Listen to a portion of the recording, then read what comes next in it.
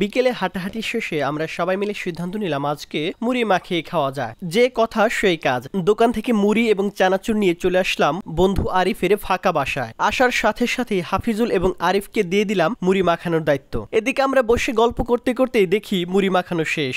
বাইরে ঝমঝম করে বৃষ্টি পড়ছে আর আমরা ভিতরে সবাই মিলে আড্ডা দিচ্ছি। ওয়েদারটা নিশ্চয়ই অনেক এনজয়েবল। আর এই সুন্দর ওয়েদারে আমরা দিচ্ছি চমৎকার একটি মুড়ি আড্ডা। আর আড্ডাতে ঠাট্টা হবে না এ হতেই পারে না। তাই শুরু হয়ে গেল আমাদের জমজমাট আড্ডা। আমরা প্রায় প্রতিদিনই বিকেলে ঘুরতে বের হই এবং ঘুরতে বের হয়ে আমরা দোকান থেকে ঝালমুড়ি কিনে খাই। কিন্তু আজকের আয়োজনটা একটু ব্যতিক্রম। আজকে আমরা নিজেরাই মুড়ি মাখিয়ে খাচ্ছি। আমরা যখন আলোচনা শুরু করি তখন আমরা এমন ভাবে আলোচনা করি যে সেই আলোচনাটা বাংলাদেশের যে কোনো টক শোকে হার মানিয়ে দিবে। কখনো কখনো আশেপাশের মানুষ দৌড়ে ছুটে চলে আসে, তারা ভাবে এখানে না জানি কি হয়েছে। আবার কখনো কখনো আল মুনতাসির, হাফিজুল এবং ওয়াসিমের যুক্তি পাল্টা যুক্তিতে এমন বিতর্ক তৈরি হয় যে আশেপাশের মানুষ মনে করে আমাদের মধ্যে মনে হয় ঝগড়া হচ্ছে। এতে লোকে একটু খারাপ বললেও আমরা বেশ বিনোদন উপভোগ করি। Okay guys, I was kidding. এরই মধ্যে আমি আপনাদেরকে জানিয়ে রাখি আমাদের আজকের মুড়ির আড্ডায় রয়েছেন, আমাদের আজকের এই মুড়ির আড্ডায় উপস্থিত ছিলেন বুদ্ধিজীবী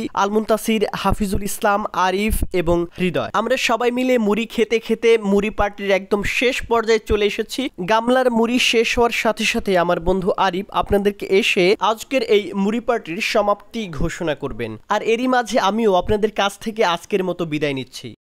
ওকে, টাটা, দেখা হবে আবার আসিস তোর সবাই, দেখা হবে থাকলে আবার।